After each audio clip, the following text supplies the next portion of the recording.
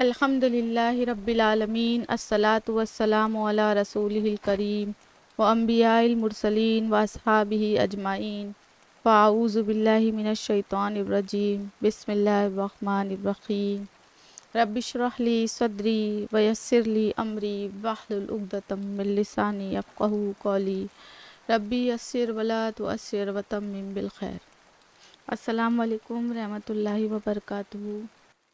جنگ بدر کے تعلق سے بہت ساری چیزیں دماغ میں آتی ہے کہ جنگ بدر جو ہے وہ اسلام کا پہلا معرکہ تو بس ایک یوں ہی مطلب ایک ہو گیا اور اس میں اللہ کی مدد آ گئی، اور پھر جو 313 تھے وہ اپنے سے دگنی تگنی تعداد پر جو ہے بھاری پڑ گئے اور الحمدللہ جو ہے مسلمانوں کی فتح ہوئی۔ بس ایک ہمارے ذہن میں ہوتا ہے، لیکن ہم اس سے آس پاس جڑی ہوئی چیزوں کو نہیں دیکھتے کہ کیا ہوا تھا۔ جب ہم نے لاسٹ ہماری کلاس میں بہت مواقعات کو دیکھا تھا کہ کیسے بھائی بھائی کا رشتہ بنایا گیا ہے نا، مسجد نبوی بننے کے بعد پہلا کام جو ہے وہ کیا مواقعات کرائی گیا، آپس میں بھائی بھائی بنایا گیا۔ پھر اس کے بعد جو ہے بس یوں نہیں ہوا، بلکہ اکانومی پر بھی دھیان دینا تھا کہ کیسے اس کو فروغ دے، کیسے مسلمان جو ہے وہ طاقت ان کی بنے ہے نا۔ جب ایک اسلامی ریاست قائم ہو رہی ہے تو ضروری ہے کہ معاشی طور پہ بھی مضبوطی آئے، ایسا نہیں کہ مال کے بغیر نہیں کچھ ہو سکتا تھا، اس پر بھی توجہ دی گئی۔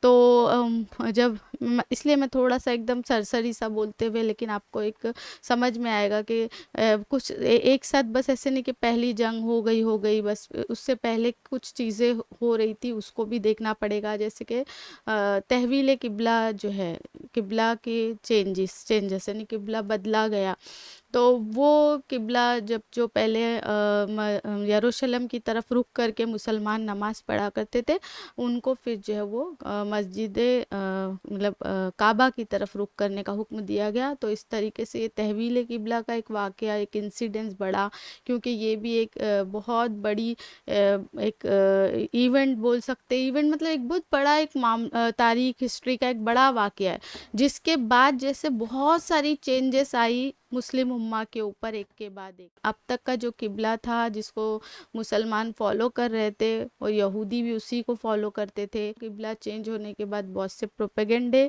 اور بہت زیادہ یہودیوں کی طرف سے جو ہے وہ باتیں کرنا اور مسلمانوں کو ورگلانا، منافقین کا اس میں شامل ہونا، یہ سب ہوا ہے جنگ بدر کے 3 ہفتے پہلے۔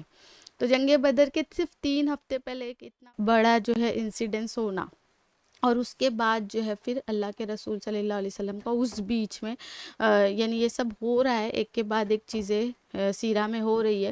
دیکھیے کوئی ڈیٹ نہیں بتا سکتے کہ یہ ڈیٹ پہ ہوا، یہ ڈیٹ پہ ہوا، لیکن جو ہے کہ اس طریقے سے کنٹینیو کر رہے ہم سیرہ کو۔ تو جب اس بیچ میں یہ کہ مسلمانوں کو اپنے اکانومی کو بھی مضبوط کرنا ہے تاکہ طاقت بنے، اور تو اس کے لیے سب سے پہلے مارکیٹ کا حال دیکھا جا رہا ہے کہ مارکیٹ کیا ہے۔ تو مدینہ میں کوئی مارکیٹ نہیں ہے، لیکن مدینہ کے باؤنڈری کے قریب جو ہے یہودیوں نے اپنے مارکیٹ بنا کر رکھے ہوئے، ان کے بازار ہے یا ان کی تجارت کی جگہ ہے، اور وہاں پر وہ لوگ قابض ہے، یعنی اکانومی جو سسٹم ہے اس کے اوپر وہ ان کا قبضہ ہے، اور وہ آج بھی ہم دیکھ سکتے ہیں کہ ہر جگہ وہی معاملہ ہے۔ تو اللہ کے رسول صلی اللہ علیہ وسلم نے پہلے اس کا جائزہ لیا، تو وہاں تو ان کو ظاہری بات ہے کوئی آداب نہیں ہے، بے حیائی ہے، سودی لین دین ہے نا، یہ سب چیزیں نظر آ رہی ہے۔ تو اللہ کے رسول صلی اللہ علیہ وسلم سب سے پہلے اس پر توجہ دیتے کہ ہمارے مسلمانوں کا ایک مارکیٹ بھی بنے، اور وہ مارکیٹ ایسا ہو جو کہ اسلامی قوانین کے مطابق ہو، جس میں اخلاقی معیار کو سامنے رکھا جائے کہ جو ایک مسلمان ایک مومن ہے وہ کیسے تجارت کرے، اس کا لین دین کیسا ہو، وہ خریدے تو کس طریقے سے خریدے، اس کو اگر جو بیچ رہا ہے تو وہ کس طریقے سے بیچے، اور اپنے مال کو جو ہے وہ جھوٹ بنا کر نہیں بیچے، زیادہ قیمت لگا کر نہیں بیچے، یہاں تک کہ جو ہے وہ سچ بول کر فروخت کرے، مال میں کوئی نقص ہے تو اس کو بتائے۔ یہ سب بھی جو اصول تھے، بنیادی اصول تھے جو ایک اسلامی ریاست میں ہونا چاہیے، اس کے مطابق اللہ کے رسول صلی اللہ علیہ وسلم سب سے پہلے مارکیٹ کی وہ کرتے کہ مارکیٹ ڈالیں گے.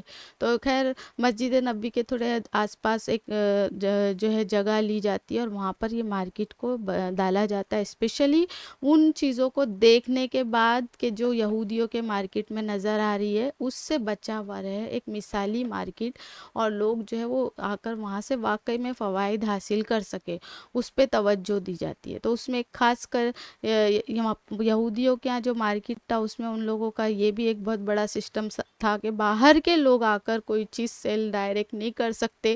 وہ لوگ آئیں گے تو جو ان کو بیچ میں کوئی ایجنٹ سسٹم ہے ان کو دینا پڑے گا اپنا مال، اور پھر وہ اپنے وہ مال پہ وہ کتنے بھی اس ٹیکس لگا کر جو ہے وہ مارکیٹ میں لے کر آئیں گے اور بیچیں گے. تو یہ بالکل وہی جو ہے آج ہم اپنے اطراف جو دیکھتے ہیں سسٹم میں، تو ویسی چیزیں وہاں پہ تھی. اللہ کے رسول نے وہ سب چیزوں کو ختم کیا. یہ اسلامی مارکیٹ میں یہ سب چیزوں کا لحاظ رکھا گیا. کہیں سے بھی باہر سے کوئی اپنا سامان لے کر آتا ہے تو بنا ٹیکس کے وہ کہیں بھی اپنے سامان بیچ سکتا ہے، اور وہ اب اس میں کوئی بیچ میں ایجنٹس وغیرہ کا سسٹم نہیں رہے گا. تو اس طریقے سے الحمدللہ ایک پہلے شروعات میں ایک اکانومی کو مضبوط کرنے کی طرف توجہ دی گئی تھی. اب ظاہری بات ہے مکہ کا جو ماحول تھا، مکہ کے ماحول ہم سامنے رکھتے ہوئے آگے بڑھے مدینہ میں. تو مکہ کے ماحول میں دیکھے ہم نے کہ وہاں پر یہاں جو صحابہ کرام تھے وہ کیا کرتے تھے، وہ جو ہے بڑے بڑے بزنس بھی کیا کرتے تھے. بزنس میں زیادہ تر تجارت پیشہ تھے. قریشیوں کا جو سب سے بڑا جو ہے وہ کام تجارت کرنا ہی تھا. تو اس میں سے بھی بڑے بڑے جو صحابی ہے صحابہ کرام ہے جو کہ ہجرت کر کے مدینہ ہے، جس میں مشہور نام ہے عبد الرحمن بن عوف. اتنے بڑے پیمانے کے بزنس مین تھے وہ وہاں پر. لیکن یہاں پر جب آئے ایسے یہ صحابہ تو ان کے بدن پر صرف ایک ایک کپڑے لے کر وہ لوگ آئے ہوئے تھے. اور وہاں پر جب وہ لوگ مدینہ میں آئے تو وہاں مکہ میں ان کی زمینیں، ان کی جائیداد نا، ان کی مطلب جو بھی ان کا کچھ مال متا، ان کا بزنس وہ پورا کے پورا مکہ میں رہ گیا تھا. اور پہلے قبیلے کا نظم تھا، یہ بار بار ہم نے دیکھا ہے. تو مکہ میں جب ان کے قبیلے والے جو تھے انہوں نے بھی ان کو سپورٹ نہیں کیا، تنے تنہا یہ لوگ آ کر یہاں پر بسے. اب وہاں پر جب ان کی چھوڑی ہوئی دولت تھی، ان کی جو بھی تجارت کے مال تھے ہے نا، ان کی پراپرٹیاں تھی، تو وہ سب قبضہ جما چکے تھے ان کے قبیلے والوں نے. اس طریقے سے مکہ والے تو اور اسٹرانگ ہو گئے تھے کیونکہ ان کو اپنے بھائیوں کی زمینیں، ان کے پراپرٹی مطلب ان کی بزنس سب مل گئے تھے ریڈی میڈ، اور ان کو طاقت مل گئی تھی. لیکن یہ بیچارے ان کی حالت جو ہے وہ پتلی تھی، کمزور تھی. اب مدینہ میں آنے کے بعد اللہ کے رسول صلی اللہ علیہ وسلم اسلامی ریاست کی بنیاد ڈالنے کے بعد یہ اس طرف تو ضرور فوکس تھا کہ مسلمان معاشی طور پر جو ہے وہ اکنومیکلی جو ہے وہ کیا ہو، تھوڑے اسٹرانگ ہو جائے ہے نا، کھڑے رہ پائے. تو اس کی طرف زیادہ توجہ دی گئی. یہ بہت ایک بڑا پوائنٹ ہے جس کو سمجھنے کی ضرورت ہے. پہلے اپنے آپ کو اسٹرانگ بنایا گیا. اب جب ظاہری بات ہے کہ اسٹرانگ بنے، وہاں پر صبر کرتے رہے. مکہ کے دنوں میں وہاں پر ہاتھ نہیں اٹھانا ہے، ظلم سہنا ہے، مارا جا رہا ہے تو مار کھائے جا رہے ہیں، ڈٹے رہنا ہے، اپنے موقف پر جمے رہنا ہے، کچھ بھی ہو جائے ہے نا. تو یہ ساری چیزیں ہم کو دیکھنے کو مکہ میں ملی. لیکن اب جب اسلامی ریاست قائم ہوئی، تھوڑی مضبوطی آئی معاشی طور پہ بھی ہے نا، تو آپس میں جو ہے ایک دوسرے کو بھائی بنا کے بھی اسٹرانگ کیا گیا.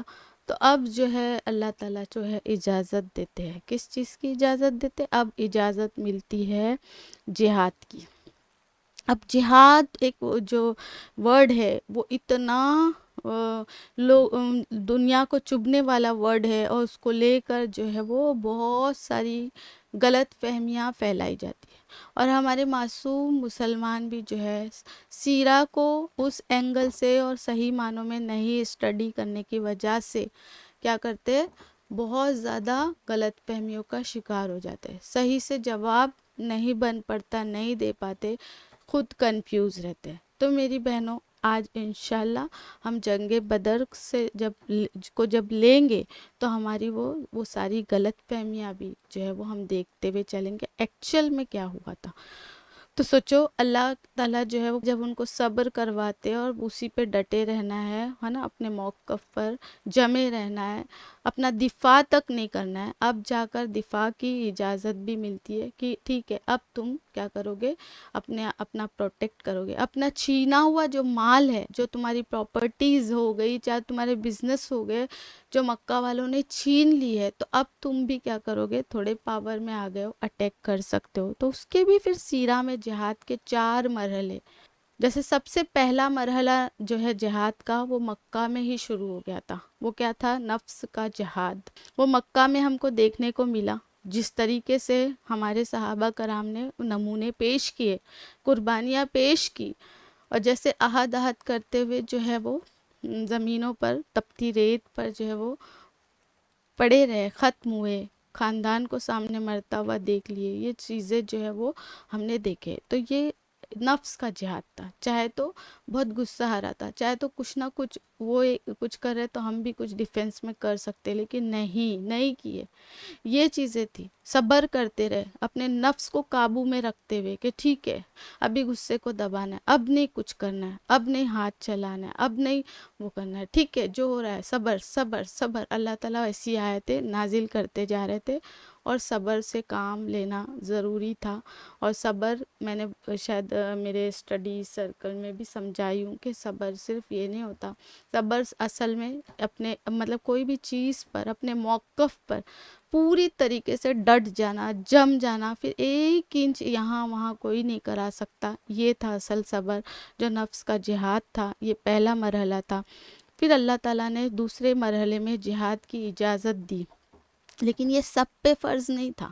یہ مدینہ کے اصل میں پہلے دور میں اس کی اجازت ملی، اور اس میں سلیکٹڈ، جیسے کہ جو مہاجرین ہیں ان کو ابھی اپنے کرنا ہے، اٹیک کرنا ہے، کیوں؟ کیونکہ ان کے مال چھینے گئے، ان کو بے گھر کیا گیا ہے نا، ان کی دولتیں لوٹی گئی، ان کے بزنس سے ان کو وہ کیا گیا، ان کے پورے قبیلے والوں نے ان کا ساتھ چھوڑا، تو ان کو یہ مدینہ کے پہلے دور میں جو ہے وہ جہاد کی اجازت ملی، وہ سب کے لیے نہیں تھی۔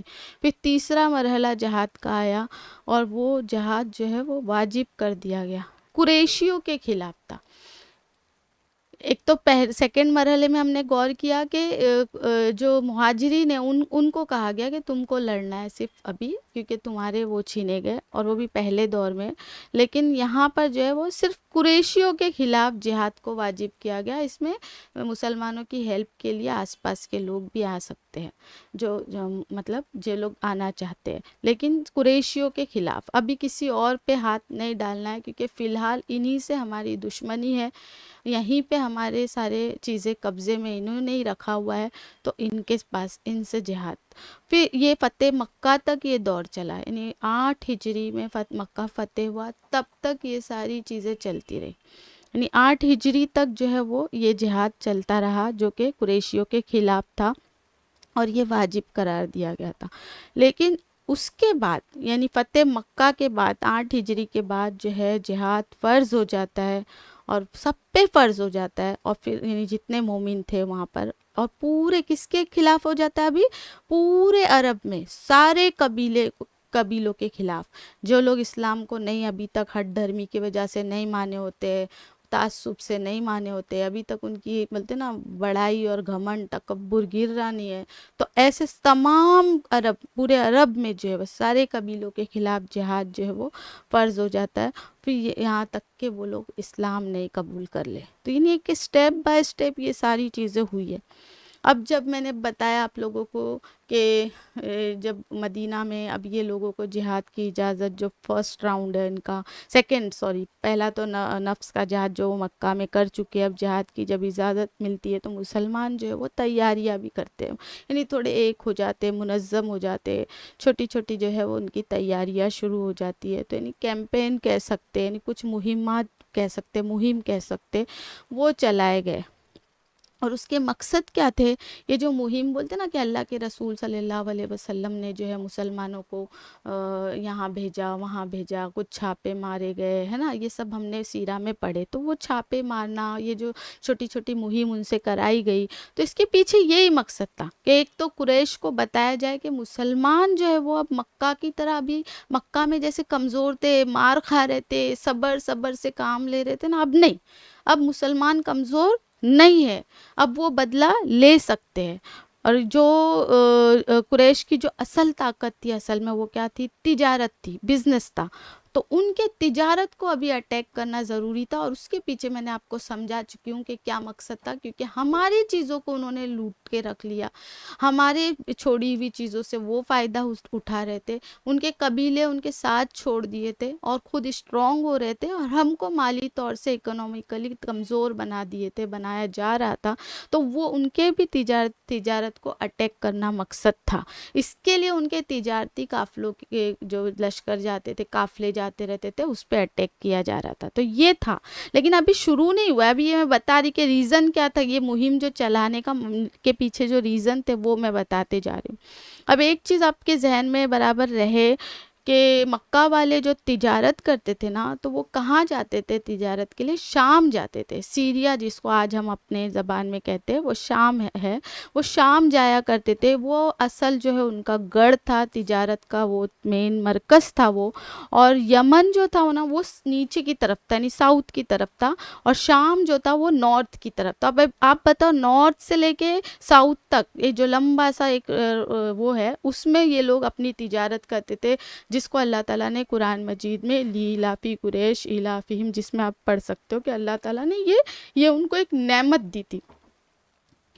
اور ان کے یہاں کیونکہ جو ہے وہ سیزنز بہت ضروری رہتے تھے، کہ سیزن کے حساب سے وہ لوگ اپنی ٹریولنگ کو جو ہے وہ دیتے تھے. مطلب کہ اب مجھے یہ ٹریولنگ کے لیے نکلنا ہے، تو یہ سیزن جو ہے جس میں زیادہ شدید گرمی ہے، تو شدید گرمی میں جو ہے جیسے ہم لوگ گھومنے کے لیے بھی ٹھنڈے مقام کی طرف جاتے، زیادہ ٹھنڈے مقام والے جو ہے وہ گرم کی طرف، گرمی والے ملکوں کی طرف آتے. بالکل ویسے پیٹرن وہاں دیکھنے کو ملتا تھا تجارت کی ٹریولنگ کے دوران، جس کو لیلافی میں آپ قریش میں ہم اپنے سمجھا ہے اور وہ کیا ہے. تو جب یہ شام کی طرف جاتے، سیریا کی طرف جاتے رہتے، تو بیچ میں مدینہ بھی پڑتا تھا. تو ظاہری بات ہے مدینہ کے ہائی وے سے ان کو ہوتے ہوئے ہی شام کی طرف جانا پڑتا تھا، یعنی راستے میں مدینہ پڑتا تھا. تو مسلمانوں نے اب جو ہے وہ ہائی وے کو ابھی بلاک کرنا یا وہاں پر مہم لگانے کا جیسا ان کو وہ کیا گیا، اللہ کے رسول صلی اللہ علیہ وسلم کی طرف سے حکم دیا گیا کہ یہاں سے ہم ان پر اٹیک کر سکتے ہیں.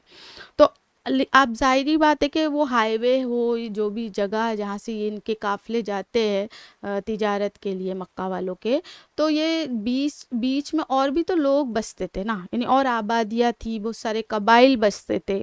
تو پھر ان کے ساتھ معاہدے کیے گئے، کیونکہ میں نے آپ کو بتایا تھا نا تحویل قبلہ، معاہدہ، یہ سب چیزیں ایک کے بعد ایک اللہ کے رسول نے کی. تو وہ معاہدے کیا تھے؟ تو وہ اس میں یہ بھی معاہدے تھے. ایک تو اندر تھا، مدینہ کے اندر معاہدے ہوئے یہودیوں سے، ہے نا، اور دوسرے قبیلوں سے. اب مدینہ کے باہر یہ ایسے روڈز پر، ایسے ہائی وے پر، وہاں بھی جتنے قبیلے بستے تھے ان لوگوں سے بھی معاہدے کیے گئے، یعنی دوستی بنائی گئی. ایک قسم کی مسلمانوں نے دوستیاں بنائی، تاکہ یہ دوستی بنانے کے پیچھے مقصد تھا کہ اپنی طاقت کو بڑھائے، مسلمان اپنی طاقت کو بڑھائے. کیونکہ اب ظاہری بات ہے جب وہ اٹیک کریں گے اور وہاں کے آس پاس والے بھی ہمارے فیور میں رہیں گے تو ایک طاقت ہوگی. تو یہ ساری چیزیں سامنے ایک مقصد تھا، اور اس کے تحت یہ لوگ نے شروع کیے. اب سیرت میں جو ہے ایسے دو کیمپین جو ہم کو نظر آتے ہیں، جس کو ہم مطلب عربی زبان میں غزوہ اور سریہ کہتے ہیں. غزوہ اس کو کہتے ہیں جس میں اللہ کے رسول صلی اللہ علیہ وسلم خود شریک رہے بنفس نفیس، یعنی اللہ کے رسول صلی اللہ علیہ وسلم کے انڈر میں جو ہے جو چیزیں غزوات ہوئی وہ اس کو غزوہ کہتے ہیں. اور جو سریہ اس کو کہتے ہیں جس میں اللہ کے رسول صلی اللہ علیہ وسلم خود نہیں تھے، لیکن انہوں نے اپنے لوگوں کو بھیج کر وہ مہم کو کروایا تھا، اس کو سریہ کہتے ہیں. تو غزوات جو ہے نا 19 کے قریب ہوئے ہیں، جس میں اللہ کے رسول صلی اللہ علیہ وسلم نے حصہ لیے، جس میں سب سے پہلی جنگ بدر ہے نا، احد، احزاب، مستلق، قدیر، خیبر، مکہ، حنین، طائف، یہ سارے جو ان کے اور بھی ہے لیکن میں نے جیسے آپ کو کچھ فیمس اس کے نام بتائے غزوے کے. تو یہ جنگیں جو ہے وہ یہ اللہ کے رسول صلی اللہ علیہ وسلم اس میں خود تھے. اور سریہ جو تھے جیسے میں نے پہلے ہی بتایا کہ 30 سے 40 ہوئے.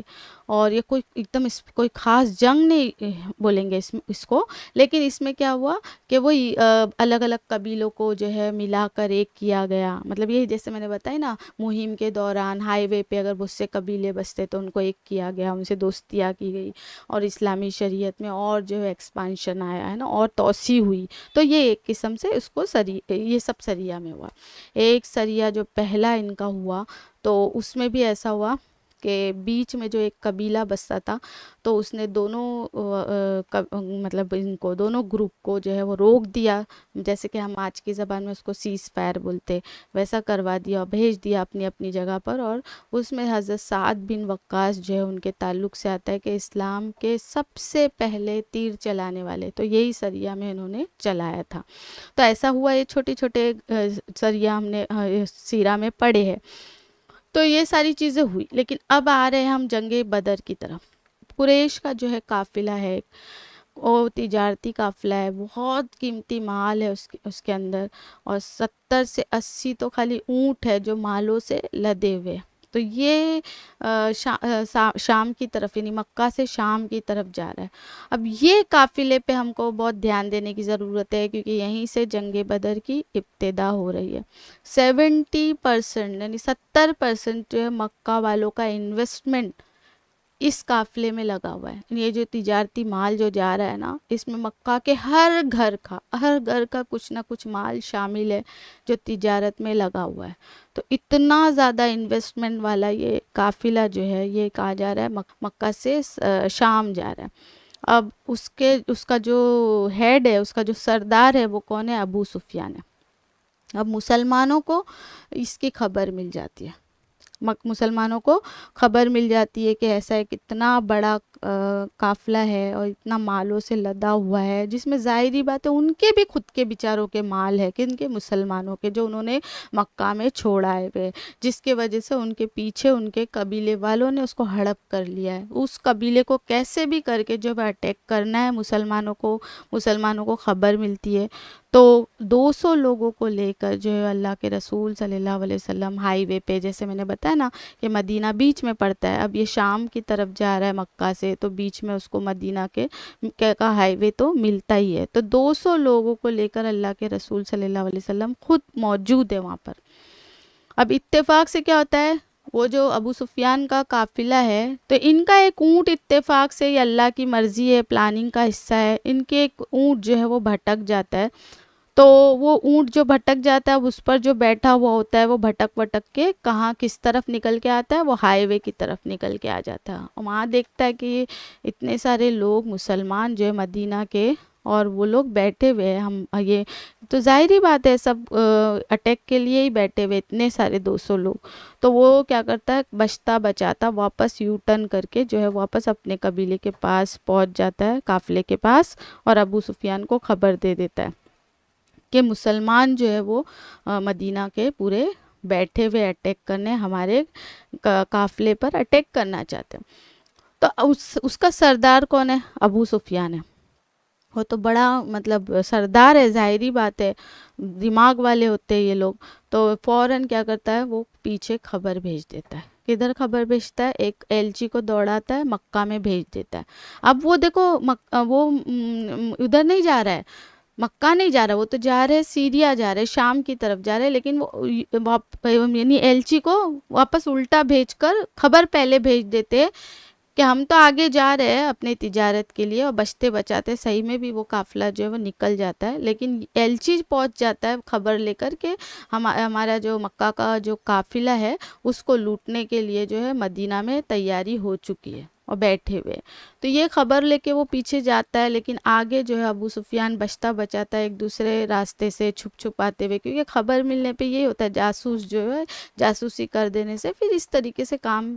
تو مسلمان جو ہے ان کو کیا ہوتا ہے، ملتے نہیں، یہ قافلے کے پاس وہ مسلمان پہنچ نہیں پاتے، تو وہ لوگ پھر مدینہ واپس آ جاتے. اور پھر وہ ان کی پلاننگ ایسی ہوتی ہے کہ اب واپسی میں جو ہے ہم یہ قافلے کو پکڑیں گے.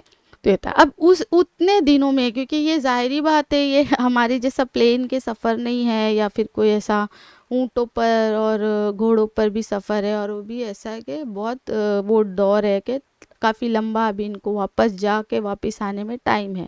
تو وہ ٹائم تک کا بیچ میں بھی بہت سارے مطلب چھوٹی چھوٹی چیزیں جھڑپ وغیرہ ہوتی ہے، جیسے کہ قریش کے جو ہے وہ سپورٹ والے قبیلے، جو جیسے کہ ہم نے اپنے بہت سارے قبیلوں کو سپورٹ میں لے لیے مسلمانوں نے، تو ویسے قریش والے بھی اپنے سپورٹیو قبیلوں کو ملائے ہوئے تھے اپنے سے. تو اس میں سے ایک قبیلے والے جو ہوتے ہیں مدینہ میں گھس کر آتے ہیں، اور پھر کیا کرتے کچھ چرواہے جو ہے وہ کچھ جانوروں کو نا، کچھ اونٹوں کو سنبھالنے کے لیے لگے ہوئے ہوتے، تو وہ لوگ آتے اور چھاپا مارتے، مطلب وہ ان لوگوں کو جتنے جو سنبھالنے والے بیچارے تھے ان سب کو مار دیتے اور ان کے اونٹ لے کے بھاگ جاتے. تو اللہ کے رسول صلی اللہ علیہ وسلم جو ہے پھر کیا کرتے، 70 مہاجرین کو، کہ 70 مہاجرین صرف انہی کو لے کر جو ہے اللہ کے رسول نکلتے اور ان کا پیچھا کرتے. لیکن جو ہے وہ کیا ہوتا ہے، بدر کے یہاں تک کے میدان میں وہ لوگ پہنچ بھی جاتے، لیکن وہ لوگ بھی جو ہے وہ جا چکے تھے، یعنی جنہوں نے اونٹوں کو چھین کر لے کر گئے تھے تو وہ لوگ جا چکے تھے. تو کہنے کا مطلب یہ پھر سے ایک بار ہوتا ہے نا، چھوٹی سی جھڑپ ہوتی ہے. یہ سب بن رہا ہے، اصل میں جنگ سے پہلے کا سین ہے جو کریٹ ہو رہا ہے، جس پہ ہم کو دھیان دینا ہے. اب یہ ساری چیزیں ہو رہی ہے، اس بیچ میں اللہ کے رسول صلی اللہ علیہ وسلم بھی جو ہے یمن کی طرف جو ہے وہ 8 مہاجر جو صحابہ ہے ان کو بھیجتے ایک لیٹر دے کر. میں یہ صرف اس لیے بتا رہی ہوں کہ یہ سب اسٹریٹجی بنتی ہے، ایسے ہی جنگیں نہیں ہوتی ہے، بہت دماغ سے وہ لوگ بھی کر رہے تھے. ان کو بھی لیٹر دے کر روانہ کیا جاتا ہے اور حکم دیا جاتا ہے کہ پہلے لیٹر کو نہیں کھولنا ہے، 2 دن کے بعد ہی کھولنا ہے. تو جب وہ لوگ مطلب لیٹر کو کھولتے 2 دن بعد، سفر کرنے کے بعد 2 دن ہو جانے کے بعد لیٹر کو کھولتے، تو لیٹر میں لکھا ہوتا ہے اب طائف کی طرف جاؤ. پہلے یمن کی طرف بھیجا گیا، اب الٹا سوچو ان کو طائف کی طرف بھیجا جا رہا ہے. تو یہ لوگ، اور راستے میں جو ہے مکہ پڑے گا، تو مکہ میں تم دھیان رکھنا کہ مکہ میں کوئی خبر ہو، مطلب کوئی تیاری دکھ رہی ہے کیا، دشمن تیار ہو رہے ہیں کیا ہم سے لڑنے کے لیے، ان کی کیا حالت ہے، کیسی تیاری ہے، یہ سب خبر جو ہے لینا. اور کسی کو خبر نہیں ہونا چاہیے، اتنا سیکریٹ یہ مشن ہے جو ان کو دیا جا رہا ہے. تو یہ ایسے کچھ مطلب چیزیں. اور اس کی عبداللہ بن جہش جو اللہ کے رسول صلی اللہ علیہ وسلم کے جو کزن ہے نا، ان کو اللہ کے رسول صلی اللہ علیہ وسلم اس مشن میں ہیڈ بنا کے بھیج رہے ہیں. یعنی سوچو کہ گھر کا آدمی، کوئی اور نہیں، کیونکہ اکثر کیا ہوتا ہے راز وغیرہ کی چیزیں جو ہے وہ لوگ رکھ نہیں پاتے. تو اتنا زیادہ حکمت عملی سے کام لے کر یہ مشن کرایا جاتا ہے.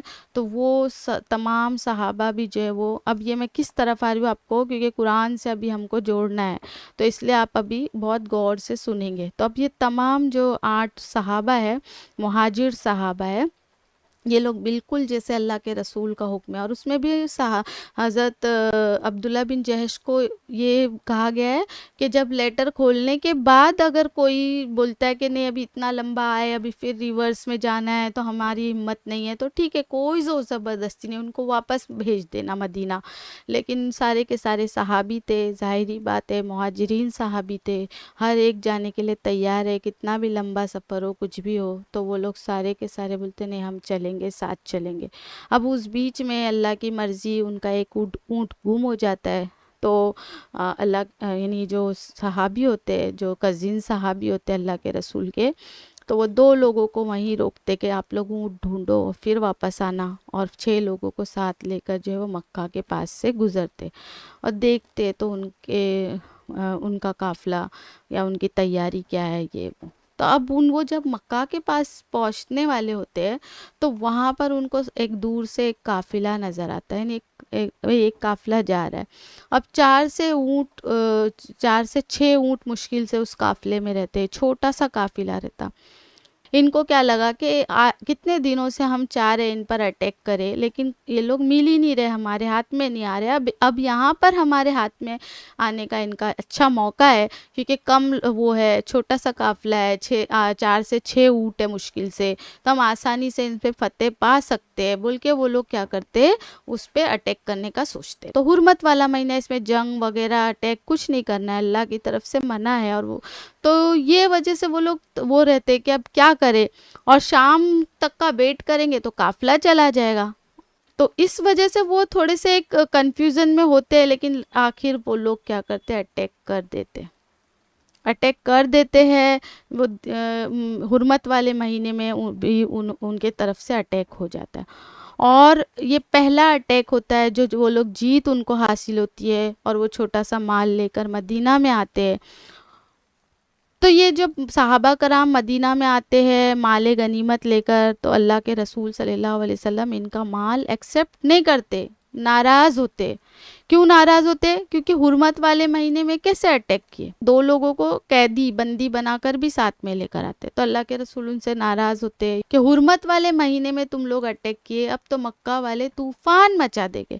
اور وہی ہوتا ہے، مکہ والے پروپیگنڈا شروع کرتے ہیں، یہ بے دین ہو گئے، دین سے پھر گئے، ان کو یہ بھی نہیں، ابراہیم علیہ السلام کے دین کو فالو کرنے والے، حرمت والے مہینے کا ان کو پتہ نہیں. حرمت والے مہینوں میں یہ لوگ لوٹتے پاٹتے، اس طریقے سے وہ لوگ پورا، یعنی ان کو حرمت کا خیال نہیں، پورے عرب میں شور مچا دیتے. اس وقت سورہ بقرہ 217 آیت نازل ہوتی ہے، جس میں اللہ تعالیٰ فرماتے کہ لوگ پوچھتے کہ ماہ حرام میں لڑنا کیسا ہے. یہ سوال کے ذریعے اللہ نے پھر اس کو کلیئر کیا کہ یہ ماہ حرام میں بے شک لڑنا اچھا نہیں ہے، حرام ہے، لیکن یہ ان لوگوں کے لیے، مطلب اس کی میں آپ کو تفسیر کے حساب سے بتا رہی ہوں، وہ لوگوں کے ساتھ جو لوگوں نے کیا کرے، ان کو ذک پہنچایا، جنہوں نے ان کو گھروں سے نکالا، جنہوں نے ان کے مال دولتوں کو چھینا، ان کے گھر والوں کو تکلیفیں دی ان کے پیچھے، یہ لوگ پوچھتے اتنے ایسے پروپیگنڈا کرتے کہ ماہ حرام، تم نے کون سی حرمت کا وہ کیا، پاس کیا، تم نے حرم سے اپنے بھائیوں کو نکالا، بے گھر کیا ان کو. اللہ تعالیٰ، مطلب یہ تفسیر میں بتا رہی ہوں. تو اس طریقے سے اس پر وہ آیتیں سورہ بقرہ کی ہم کو ملتی ہے، جس میں اللہ تعالیٰ فرماتے. تو بہرحال پھر آیتیں نازل ہونے کے بعد اللہ کے رسول صلی اللہ علیہ وسلم وہ مال غنیمت کو ایکسیپٹ کرتے، اور پھر وہ جو 2 ان کو لایا گیا تھا قیدیوں کو، تو وہ قیدیوں کو پھر اللہ کے رسول صلی اللہ علیہ وسلم ان حکم مکہ والوں کو وہ کرتے کہ اگر آپ کو یہ قیدی اپنے چاہیے، تو پہلے تو وہ 2 صحابہ جو اونٹ کی تلاش میں ان کو پیچھے رکھ کر آئے تھے، تو وہ 2 صحابہ جب تک ہمارے نہیں آ جاتے تب تک ہم ان کو بھی نہیں چھوڑیں گے، کیونکہ کبھی پتہ نہیں، خدا نہ خواستہ تم لوگ ان کو پکڑ لیے ہو، تو ایسا ان کو بھی چھوڑ دیا جائے. تو یہ ادلا بدلی کی بات آتی ہے کہ اگر وہ آ جائے پہلے، پھر اور نہیں تو پھر اتفاق سے ایسا ہوتا ہے کہ وہ 2 صحابہ کو ان کا اونٹ مل جاتا ہے، اور وہ لوگ بھی پیچھے سے واپس پہنچ جاتے صحیح سلامت. پھر اللہ کے رسول صلی اللہ علیہ وسلم یہ 2 قیدیوں کا جو ہے تاوان مانگتے کہ ٹھیک ہے، ان کا تم کو وہ دینا پڑے گا تاوان، اور تم کو اپنے قیدی لے جانا ہے تو لے جائے. اس میں سے بھی پھر ایک ہسٹری میں بڑی چیز ہے کہ ایک قیدی جو ہے وہ ایمان لے آتے ہیں. اب انتظار ہو رہا ہے کہ ابو سفیان کا قافلہ جیسے واپس آتا ہے تو پھر ہم لوگ جو ہے وہ کیا کریں گے، اٹیک کریں گے. لیکن بعد میں جاسوس آتے اور رپورٹ دیتے کہ اب تک کے سب سے بڑا قافلہ، جس میں 1000 اونٹ ہے، اتنا سارا جو مال وہ لوگ کما کر آئے ہوئے ہیں واپس، یعنی پہلے جو جا رہے تھے تبھی اتنا مال لے کر جا رہے تھے تجارت کے لیے شام کی طرف، اور اب واپسی میں تو اور کما کر بہت سارا مال لے کر آئے. اور صرف 40 لوگ جو ہے وہ اس کی حفاظت کرنے والے سپاہی ہے اس میں موجود، یعنی سوچو صرف 40 لوگ، ایسے بھی نہیں کہ بہت سارے لوگ ہیں، یعنی اتنا بڑا 1000 اونٹ کا جو ہے وہ قافلہ ہے، اور اس میں 40 حفاظت کرنے والے سپاہی ہیں. یعنی 50,000 دینار جو ہے وہ، یعنی سونے کے سکے، یعنی آج کے حساب سے $5 ملین میں اس کو مطلب انداز لگایا جا سکتا ہے، اور انڈین حساب سے بھی 50 سے لے کے 100 کروڑ کا مال جیسے وہ اس قافلے میں موجود ہے، یہ بتایا جاتا ہے. مطلب اتنا مال ہے اس میں. یعنی سوچو نا، مکہ کا کوئی ایسا گھر نہیں ہے جس نے اس قافلے میں جو ہے انویسٹمنٹ نہ کیا، اس تجارتی قافلے میں انویسٹ نہیں کیا ہے. تو اتنا مسجد نبوی میں اللہ کے رسول صلی اللہ علیہ وسلم اعلان کراتے کہ قافلہ ابھی لوٹ رہا ہے، تو مدینہ اور مکہ اور مدینہ کے بیچ میں ایک مقام ہے، وہاں پر ان کو گھیرنا ہے. تو اس لیے اللہ کے رسول صلی اللہ علیہ وسلم سیکریٹلی اعلان کیا جاتا ہے کہ ایک مہم ہے، ایک معرکہ ہے، ایک کیمپین ہے، اس کے لیے ہم کو نکلنا ہے، وہ بھی فوراً نکلنا ہے. تو ایز اٹ از، جیسے آپ ہو آ جاؤ. تو کہا جاتا ہے کہ 300 یا 325 یعنی 310 315 کے قریب لوگ جمع ہوتے، اور الگ الگ آتی ہے روایتوں میں، کوئی 313 بولتے، کوئی 317، کہیں پہ 310 بھی آیا۔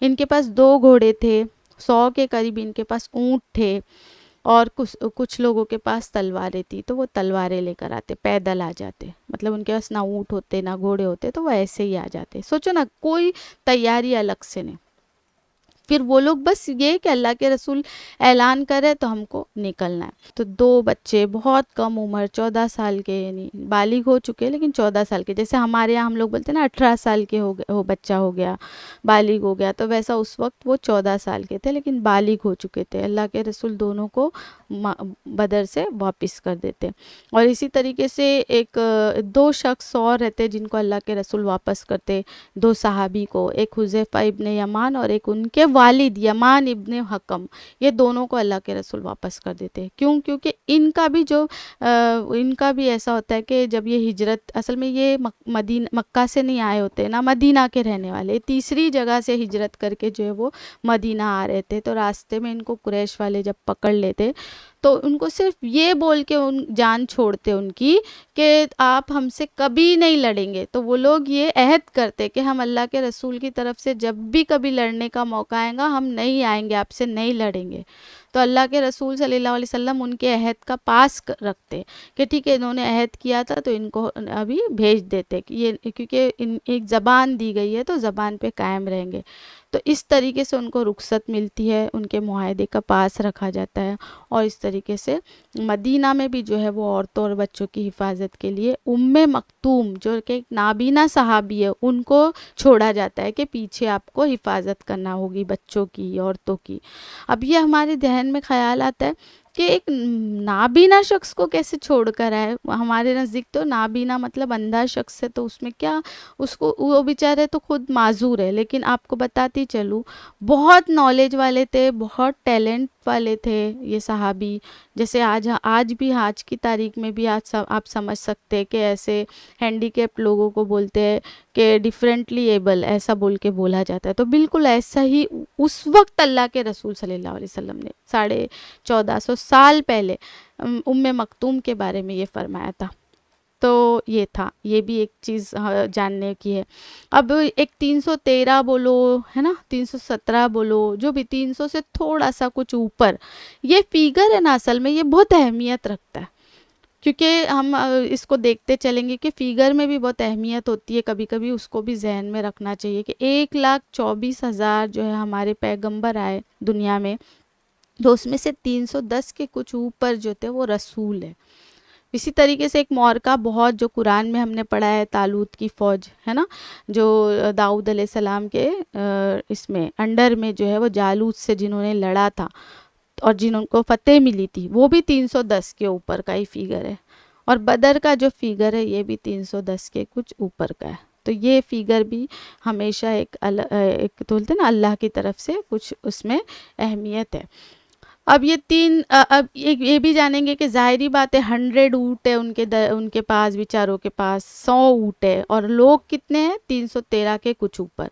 تو آپ انداز لگا سکتے ہیں میتھس کے اس سے کہ 3 لوگوں کو 1 اونٹ ملا ہوگا نا، بانٹا گیا نا۔ ظاہری بات ہے اتنے لمبا چل کے تو نہیں جا پائیں گے، کچھ نہ کچھ سواری لگیں گی، تو 3 لوگوں میں 1 اونٹ ملا، یعنی 3 کا اللہ کے رسول صلی اللہ علیہ وسلم نے گروپ بنایا، اور 3 لوگوں میں ایک اونٹ کو دیا گیا، تاکہ باری باری ہر ایک کو اونٹ پہ سوار کیا جائے گا، اور کچھ لوگ پیدل چلے گئے، پھر اس کی باری آئے گی وہ بیٹھے گا، اس طریقے سے۔ تو اللہ کے رسول صلی اللہ علیہ وسلم کے شیئرنگ میں بھی کون کون ہے دیکھیں گے، ضرور جانیں گے۔ حضرت علی ہے، حضرت ابو لبابہ، یہ 2 صحابہ، حضرت علی ان کو جو ہے وہ، اور حضرت ابو لبابہ کو آپ کے ساتھ اونٹ میں شیئرنگ ہوتی ہے، مطلب تو ان کو تو بہت ان کی جان نکل جا رہی ہے، دونوں صحابی کی، حضرت علی کی بھی بہت زیادہ، کہ ہم کیسے اونٹ پہ سوار رہیں گے اور اللہ کے رسول چلیں گے۔ تو وہ اتنے ریکویسٹ کرتے ہیں کہ نہیں، ہم نہیں بیٹھ سکتے اللہ کے رسول، ہم دونوں چلیں گے اور آپ بیٹھو گے، آپ کی ہمارے درمیان باری کا سسٹم نہیں رہے گا، بس آپ کو بیٹھنا ہے، ہم نکیل پکڑ کر چلیں گے۔ اتنا ضد کرتے ہیں، لیکن اللہ کے رسول صلی اللہ علیہ وسلم ان کو سمجھاتے رہتے کہ تم طاقت میں مجھ سے زیادہ نہیں ہو، طاقت مطلب میں تم سے زیادہ ہوں، دوسرا یہ کہ مجھے اللہ کے اجر کی تم سے زیادہ طلب ہے، تو تم ایسا مت کرو. مطلب باقاعدہ ویسا ہی ہوتا ہے جیسے کہ مطلب سوچنا حیرت ہو رہی ہے، بولتے ہوئے رونا آتا ہے کہ اس لشکر کا حال کیا ہوگا، اس لشکر کے جذبہ کیا ہوگا جس میں ہمارے کمانڈر یعنی اس کا کمانڈر جو ہے وہ پیارے رسول صلی اللہ علیہ وسلم تپتی دھوپ میں باری باری چل رہے، ایک شہنشاہ کی طرح اونٹ پر بیٹھ سکتے اور وہ لوگ چل رہے تھے ساتھ میں، لیکن نہیں، باقاعدہ جیسے باری تھی اللہ کے رسول صلی اللہ علیہ وسلم بھی ویسے ہی کر رہے تھے کہ دھوپ میں چل بھی رہتے. تو یہ ایک ایسا لشکر ہے جنگ بدر کا جس کی شروعات ہو رہی ہے. اب ایک مشرک جو ہے اس میں ایک اور انسیڈنس ہے جس کو جانیں گے کہ میں نے جیسے بتایا کہ ایک جا کر جو ہے وہ اٹیک کرنا ہے، تو مال غنیمت بہت مال بھی ملنے والا ہے، قافلے کو خالی اٹیک کرنا ہے اور بہت مال ملنے والا ہے، تو ظاہر ہی ہے ہر ایک کو کچھ نہ کچھ لالچ بھی ہے. تو ایک مشرک بدو ہے جو وہ بہت بڑا جنگجو بھی ہے، تو وہ بھی آتا ہے اور بولتا ہے میں بھی سپورٹ میں آنا چاہتا ہوں، میں بھی آؤں گا. لیکن اللہ کے رسول فرماتے کہ ہم مشرکین کو مدد کے لیے نہیں لیتے. لیکن پھر وہ آتا ہے تو اللہ کے رسول پھر بار بار اس کو شہادہ وہ کرواتے کہ ٹھیک ہے کہ آپ ایمان لاتے اللہ پر، اللہ کے رسول پر، لیکن وہ پھر واپس جاتا ہے، پھر آتا ہے، پھر وہی ضد کرتا ہے، تو پھر بولتے کہ آپ ایمان لاتے ہو اللہ پر، اللہ کے رسول پر. چوتھی مرتبہ وہ آ کے گواہی دیتا ہے کہ ہاں میں اللہ پر اور اللہ کے رسول کی گواہی دیتا ہوں، اور لشکر میں شامل ہو جاتا. تو اس طریقے سے یہ ایک جو ہے اس کی تیاری کا حال ہم دیکھ رہے ہیں. لیکن جیسے ادھر تیاریاں ہو رہی ہے تو آپ کو کیا لگتا ہے وہاں نہیں ہوگی؟ جیسے ابو سفیان کے جو قافلہ ہے اس میں ہلچل مچی ہوئی ہے، ایک دم چوکنا، ایک دم دماغ سے چل رہے وہ لوگ، وہ بھی جاسوسی کر رہے ہیں، ان کے جاسوسی بھی کام کر رہے ہیں نا. مکہ میں بھی تیاریاں ہو رہی ہے کیونکہ مکہ میں تو 2 بار ایلچی آ چکا ہے. ایک تو جب وہ جا رہا تھا قافلہ، جب ایک ایلچی کو بھیجا گیا تھا، جب واپس ہو رہا ہے تب بھی ایلچی کو بھیجا گیا ہے. تو وہاں بھی کچھ نہ کچھ تیاریاں ہو رہی ہے، کچھ نہ کچھ نہیں، اچھی خاصی تیاریاں ہو رہی ہے. اب یہ ساری چیزیں ہیں. اب مطلب اس طریقے سے اب یہاں پر ایک بہت اہم چیز ہے کہ حضرت عاتقہ بنت عبد المطلب جو اللہ کے رسول صلی اللہ علیہ وسلم کی پھوپھی تھی ہے نا، تو ہم نے ان کو پڑھا ہے، تو آنٹی جو ان کو پھوپھی ہم اردو میں بولتے، تو وہ حضرت عاتقہ جو ہے وہ خواب دیکھتی ہے. کب دیکھتی ہے؟ جب یہ ایلچی اب یہ حضرت عاتقہ کہاں پر ہے پتہ ہے؟ یہ مکہ میں ہے. اب مکہ میں حضرت عاتقہ بنت عبد المطلب وہ خواب دیکھتی ہے. اور کب دیکھتی ہے؟ وہ جو ایلچی ہے نا جو خبر لا رہا ہے ابھی، جس کو ابو سفیان نے بھیجا ہے، تو وہ ایلچی کے آنے کے 3 دن پہلے وہ خواب دیکھتی ہے، گھبرا کر اٹھتی ہے اور اپنا خواب بتاتی ہے اپنے بھائی کو، حضرت عباس کو. خواب میں کیا دیکھتی ہے کہ ایک پکارنے والا بہت ایک دم سے پکارتے ہوئے 3 دن کے بعد ایک پکارتے پکارتے ایک شخص آتا ہے، مکہ پہنچتا ہے، کعبہ سے کھڑے ہو کر وہ پکارتا ہے کہ اے غدارو، 3 دن میں اپنی موت سے ملاقات کرو گے تم، یعنی 3 دن بعد تم جو اپنی موت سے ملاقات کرو گے. اسی طریقے سے وہ کعبہ پہ چڑھ کر بھی وہی صدا لگاتا ہے اور ایک پہاڑ پہ چڑھ کر بھی وہ وہی پکارتا ہے. اور بہت بڑا پتھر ایک بڑا پتھر ہوتا ہے وہ مکہ کی طرف لڑکاتا ہے، اور پتھر جو ہے وہ نیچے آ کر ٹکڑے ٹکڑے نہیں ریزہ ریزہ ہو جاتا ہے، اور اس کے جو ایک ٹکڑا ٹکڑا مکہ کے ہر گھر میں پھیل جاتا ہے اس کے. تو یہ خواب ایک عجیب قسم کا حضرت عاتقہ دیکھتی ہے تو اپنے بھائی کو وہ کرتی ہے. اور ظاہری بات ہے حضرت عباس فرماتے کہ اپنے یہ خواب کسی کو نہیں بتانا، لیکن خود آ کے جو اپنے بیسٹ فرینڈ کو بتا دیتے. اب یہ ہاشمی لوگ ہیں، ان کو ڈر ہے، ان کو پتہ ہے کہ ان کے بھتیجے کو جو ہے یہ ملک سے ادھر سے دربدر کیا گیا ہے، مکہ سے نکالا گیا ہے، پیچھے لگے ہوئے یہ لوگ کنٹینیو مکہ والے ان کے. تو اب یہ خواب بھی بتانے سے کچھ گڑبڑ نہیں ہو جائے، تو اس لیے وہ کرتے، لیکن خود اپنے بیسٹ فرینڈ کو یہ خواب بتا دیتے، بھلے وہ قسم لے کر، لیکن وہ خواب بتا دیتے. اب وہ بیسٹ فرینڈ جو ہوتا ہے وہ ولید جو ہے وہ اپنے باپ کو جا کر بتا دیتا ہے. تو اس طریقے سے مکہ کے پورے سرداروں میں وہ خوف پھیل چکا ہوتا ہے. یہاں تک کہ ابو جہل کو بھی پتہ چل جاتا ہے. تو ایک شام حضرت عباس جو ہے وہ طواف کر رہے ہوتے کعبے کا, تو ابو جہل وہاں آ کر کہتا ہے کہ تم ایک تو بنو ہاشم تم لوگوں نے نبوت کا دعویٰ کر دیے تھے, یعنی جیسے تمہارے بھتیجے نے, اب تم میں سے ایک عورت بھی نبی بن کے آ گئی کیا, جھوٹے خواب بتا رہی ہے. اور اللہ کی قسم اگر 3 دن میں ایسا کوئی آیا نہیں نا, ایسا کوئی ایلچی کوئی قاصد نہیں آیا, تو بنو ہاشم کا نام کعبہ پہ لٹکا دیا جائے گا, یہ کہہ کر کہ یہ لوگ جھوٹے ہیں. حضرت عباس جو وہ سہم جاتے, ایک نارملی جو ایک انسان کا وہ ہوتا ہے ویسا وہ بھی سہم جاتے ہیں, اور وہ بولتے کہ ایسا کوئی خواب نہیں دیکھا, کیونکہ ان کو اپنے بھتیجے کا, بھلے ابھی وہ مسلمان نہ ہوئے ہو لیکن ان کو اپنے بھتیجے کا خوف ہوتا ہے. وہ بولتے کہ ایسا کچھ نہیں, ایسا کچھ خواب نہیں دیکھے. لیکن ان کے قبیلے کی عورتیں ان پہ اتنا لعن طعن کرتی کہ تم اپنے قبیلے کے دفاع کے لیے کھڑے ہونا چاہیے تھا, تم اس کی اتنی باتیں سن کے کیسے گھر پر واپس آئے, مقابلہ کرنا چاہیے تھا, ڈیفینس میں وہ کرنا چاہیے تھا, تم ایسے کیسے ہو. بلکہ عورتیں للکارتی ہے, یہ بھی دیکھا جاتا ہے کہ اکثر پہلے جو ہے وہ عورتیں اپنے شوہروں کو دلیری کے لیے, خودداری کے لیے للکارا کرتی تھی, کیونکہ مرد کبھی کبھی اپنا وہ شاید بھول بھی جاتے کہ ہاں ہم مرد ہیں, لیکن وہ چیزوں عورتوں کو یاد دلانی پڑتی ہے. تو یہ چیزیں ہسٹری میں دیکھنے کو ملتی ہے. اب واقعی میں تیسرے دن کیا ہوتا ہے, وہ قاصد جو ہے وہ دم جو ہے وہ دوڑتے ہوئے پہنچتا ہے. تو وہ میں یہ بھی بتاؤں گی کہ کیسے طریقے سے وہ انٹری مارتا ہے. وہ اپنے کپڑے پھاڑتا ہے, اونٹ کے کان ناک کاٹ دیتا ہے, تو اس کا خون بلڈ جو ہے اونٹ کا بہنے لگتا ہے. تو اونٹ چیخ مار مار کے, یہ آدمی سے پہلے اونٹ بھاگ رہا ہے چیختے ہوئے. اور سوچو نا, عرب میں اونٹ کی اتنی حفاظت کرنے والے لوگ اس طریقے سے دیکھتے ایک جانور کی کان ناک کاٹ کے جو ہے وہ ایک قاصد پیغام لے کر آ رہا ہے, مطلب کچھ ہاریبل, کچھ ایسی نیوز ہے ڈراؤنی, تو بلکہ سارے لوگ جمع ہو جاتے ہیں. وہ اپنے کپڑے گریبان سب پھاڑ دیتا ہے وہ قاصد, اور بولتا ہے تم لوگ کیا کر رہے ہو, نکلو اپنے قافلے کے دفاع کے لیے نکلو, ورنہ مکہ کے وہ قافلے کو لوٹ لیں گے مدینہ والے. پورے وہ لوگ اٹیک کرنے کے لیے آ کر بیٹھ گئے اور تم لوگ نکلے نہیں ابھی تک, تو یہ ہے. اور وہ لوگ تو پہلے سے ہی تیاری کر کے بیٹھے ہوئے تھے مکہ والے. تو اس لیے کہا جاتا ہے کہ قریش کی ہسٹری میں پہلی بار اتنی جلدی کوئی فوج تیار ہو کر نکلتی ہے, یعنی ہر گھر سے کوئی نہ کوئی نکلتا ہے, کیونکہ ہر گھر کا جو ہے انویسٹمنٹ اس قافلے میں موجود ہے, ہر گھر کا مال ہے اس قافلے میں. تو ایسا کوئی گھر نہیں رہتا کہ یہ گھر سے کوئی نہیں گیا.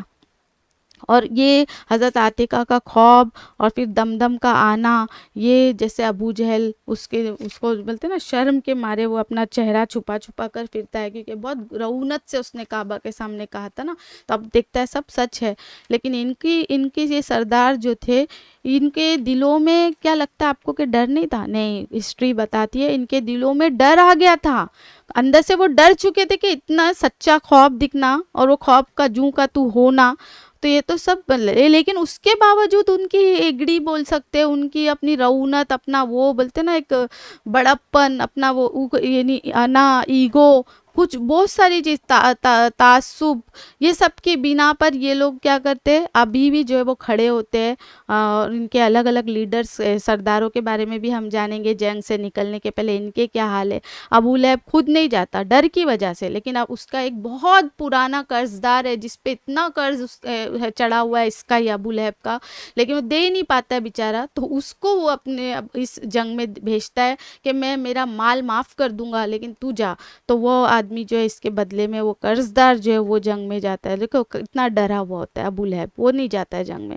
اسی طریقے سے عتبہ ابن ربیعہ, یہ شخص جو تھا, جب اللہ کے رسول, اس کو یاد رکھنا اپنے کو کچھ پرسنالٹی کو, تاکہ آپ کو سمجھے کہ یہ شخص جو ہے وہ اللہ کے رسول صلی اللہ علیہ وسلم جب طائف سے واپس آ رہے تھے, تو آپ جب کیسے لہو لہان تھے اور آپ ایک دم غم زدہ تھے, تو اس وقت ایک کرسچن کے ذریعے کچھ انگور پیش کیے جاتے نا, تو یہ عتبہ ابن ربیعہ ہی پیش کرتا ہے. اور اللہ کے رسول نے ایک مرتبہ یہ بھی اس کے لیے یہ بھی کہا تھا کہ اگر کچھ خیر ہے تو عتبہ ابن ربیعہ کے اندر. تو وہ نہیں جانے چاہتے تھے, یعنی اللہ کے رسول کے خلاف جنگ نہیں کرنا چاہتا تھا, وہ جنگ میں نہیں جانا چاہتا تھا. لیکن شیبہ ابن ربیعہ اس کا بھائی جو ہے وہ کہتا ہے کہ اگر ہم یہ جنگ میں نہیں جائیں گے نا تو قریش والے زندگی بھر ہم کو تانا دیں گے, اس لیے ہم کو جانا ہی پڑے گا. تو اس طریقے سے یہ دونوں بھائی بھی, عتبہ ابن ربیعہ اور شیبہ ابن ربیعہ, یہ دونوں بھی نکلتے. پھر ایک اور شخصیت ہے عقبہ ابن ابو معیط, یہ بھی یہ سب سے نیچ قسم کا دشمن ہے اللہ کے رسول کا، سب سے نیچ قسم کا، یعنی گردن میں پھندا لگانے والا، جو اللہ کے رسول صلی اللہ علیہ وسلم سجدے کی حالت میں تھے تو اسی نے پھندا لگایا تھا۔ مشورے میں سب سے آگے آگے کہ قتل کا مشورہ جس نے دیا تھا وہ یہ بدبخت تھا، اور اسی نے ابو جہل کے کہنے پر ایک دن اونٹ کی گندی اجڑی پیارے رسول صلی اللہ علیہ وسلم کے اوپر ڈالی تھی، تو اسی طریقے سے ایک مرتبہ تھوکا تھا اس نے، تو اس طریقے سے اس کے اتنے سارے وہ تھے، بولتے نا اس کے جمع ہو رہے تھے رجسٹر میں، اللہ کے رجسٹر میں، اور یہ جہنم سے قریب ہو رہا تھا۔ تو اللہ کے رسول صلی اللہ علیہ وسلم نے ایک بار جب اس نے تھوکنے کا عمل کیا تو اللہ کے رسول نے اس کو یہ باقاعدہ کہا تھا کہ جب تم اس مکہ کے باہر مجھ سے ملے گا نا تو تو بندھا ہوا ہوگا اور میں تیری گردن اڑا دوں گا، اور وہ وقت ابھی آنے کے قریب تھا۔ اسی طریقے سے امیہ ابن خلف، اس نے بھی کوشش کی کہ میں نہیں جاؤں اور اپنی جگہ کسی اور کو بھیجوں، کیونکہ اندر ڈرے ہوئے، پتہ چل گیا ہے کہ دین حق ہے، یہ خواب کا دکھنا، یہ سب کچھ صحیح طریقے سے ہونا، لیکن دیکھو کتنی وہ ہے، وہ بھی اپنی جگہ کسی اور کو بھیجنا چاہ رہا تھا، لیکن پھر ابو جہل وہ تو چال باز اور بہت بدھیمان ان کے اس ٹائم کا، تو اس نے بھی کیا کیا، اس کو گفٹ کے طور پہ وہی ٹائم پہ ایک ایسا پرفیوم دیا جو لیڈیز پرفیوم تھا، اور وہ اس کو بتانا چاہ رہا تھا علامتی طور پر کہ تو ایک عورت کی طرح عمل کر رہا ہے جنگ میں نہیں آ کر، تو لے تجھے میں پریزنٹ کر رہا ہوں ایک پرفیوم جو عورتوں والا ہے، تو یہ لگا اور تو گھر میں بیٹھا رہے۔ تو اس کا ایگو، اس کی غیرت کہ ٹھیک ہے اب میں جنگ میں اپنے کارنامے دکھا کے بتاؤں گا کہ میں عورت ہوں یا مرد، تو وہ بھی آ جاتا ہے۔ تو اس طریقے سے ایک دوسرے کو وہ لوگ وہ کر کے جنگ میں لا رہے ہیں، اپنے کہاں پر لا رہے ہیں، مقتل گاہ کی طرف، جہاں پر ابھی قتل ہونا ہے، جہاں پہ ان کی تیاری ہے، جہاں پر یہ جہنم رسید ہونے والے، وہاں یہ پہنچنے کی ان کی تیاریاں چل رہی ہے۔ تو یہ ہے، اور پھر بھی لیکن اس کی غیرت تو جاگی تھی اور وہ آیا، لیکن اپنی بیوی کو گھر پر جا کے بولتا ہے کہ سب سے تیز دوڑنے والی جو اونٹ رہے گی نا اس کو ریڈی رکھو، کیونکہ میرے کو موقع ملا تو میں بھاگ کر آ جاؤں گا۔ مطلب اتنے قاہر قسم کے لوگ، تو یہ ہوتے ہیں حق کے خلاف، جو باطل ہوتے ہیں نا وہ اس طریقے سے موت سے ڈرتے ہیں، ان کو زندگیاں اتنی پیاری ہوتی ہے جو آج بھی ہم کو دیکھنے کو ملتی ہے، اور ہمارے لوگ جو ہے وہ کشا اپنے بولتے نا اپنے منزل کی طرف دوڑتے ہوئے آتے ہیں۔ تو یہ ہے سارے سرداروں کا حال، اور پھر یہ سارے سردار کیا کرتے، کعبہ کے پاس کھڑے ہو کر دعا مانگتے، جو کہ ان کے لیے بد دعا بنے گی، ابھی ان کی دعا سنو، ہاں جو ان کے لیے بد دعا ہے ایک قسم کی، خود ہی اپنے منہ سے مانگ رہے، اے اللہ ان دونوں گروپس میں جو تیرے نزدیک عزت دار ہے اس کو فتح دے دے۔ اب بتائیے یہ دعا مانگ رہے، ان کو یہ نہیں پتا اللہ کو کون عزت دار ہے ان دونوں گروپس کے درمیان، تو یہ ایسی قسم کی دعا مانگتے کہ جو تیرے نزدیک عزت دار ہے ان کو فتح دے، اور ان میں سے جو بہتر ہے اس پر اپنی مدد بھیج۔ سورہ انفال جو ہے وہ ضرور آپ پڑھنا، پورے جنگ بدر کا نقشہ اس میں کھینچا گیا ہے، اب انشاءاللہ آپ کو وہ بڑے اچھے سے سمجھ میں آئے گی۔ تو یہ ساری چیزیں ہوئی اس کے پہلے، اور کچھ اس کے ابتدا میں ایک اختلاف بھی ہوا، جنگ کے لیے جسٹ ابھی نکلے ہی ہے یہ کافر لوگ، تو ان کے اندر ایک اختلاف ہو جاتا ہے، یعنی نبوت سے بھی پہلے کا ایک واقعہ جو ہے اس کو لے کر یہ ان کے درمیان اختلاف ہو جاتا ہے۔ اصل میں ان کا ایک نوجوان جو ہے وہ بہت مستقبل کا سردار بننے والا تھا، بہت خاندانی تھا، اور بہت یہ تو ایسا شخص جو سردار قسم کا وہ کہیں پہ ایک بار بھٹک جاتا ہے، کوئی اور اپوزٹ کا قبیلے کے وہاں پہ کلین میں چلا جاتا ہے، تو وہ لوگ اس کے حسد کی بنا پر مار دیتے، تو اس بنا پہ یہ ان کی جو قبیلے کی آپس کی جو وہ تھی نا، بس وہ چیز لے کر آج ذکر ہو رہا اس کا، جب جنگ بدر کے لیے نکل رہے کہ ہم تو پورے اپنے مردوں کو لے کے نکل رہے، پیچھے وہ قبیلہ جو اتنے سال پہلے جو اس نے ایسا کیا تھا وہ پھر سے ہماری عورتوں پر وہ نہیں ہو جائے، بلکہ اس بات کو لے کے وہ لوگ یہ کرتے ہیں۔ لیکن اس وقت شیطان ایک بڑے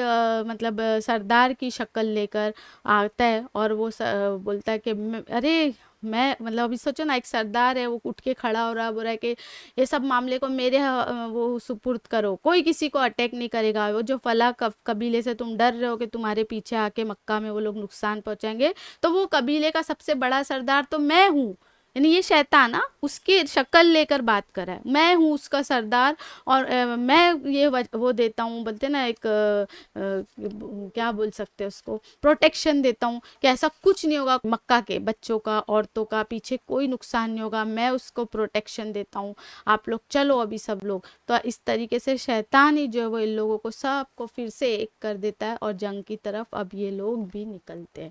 کون؟ مکہ سے یہ مشرکین اور کافروں کا جو ہے وہ قافلہ نکل رہا ہے. تو یہاں پہ ہی ہم اپنی بات کو یہیں پہ کلوز کریں گے انشاءاللہ.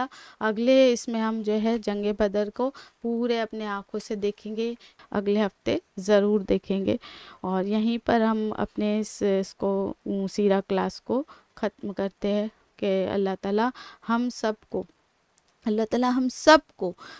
اس ڈھنگ سے اپنے اسلام کو پیش کرنے والا بھی بنائے کہ ہم وہ جو لوگوں کے دلوں میں جو سوالات ہے، جو چیزیں اس کو مٹا پائے، اور اللہ کے رسول صلی اللہ علیہ وسلم کی پیاری زندگی کو، چاہے وہ جنگوں سے ہو کے ذریعے بھی ہو، ان کی زندگی تو ہر طریقے سے دیکھنے میں سیرہ میں مل رہی ہے، تو وہ سب طریقے سے ہم پہلے اس کو جانیں اور لوگوں کو اس کو صحیح طریقے سے پیش کر سکے.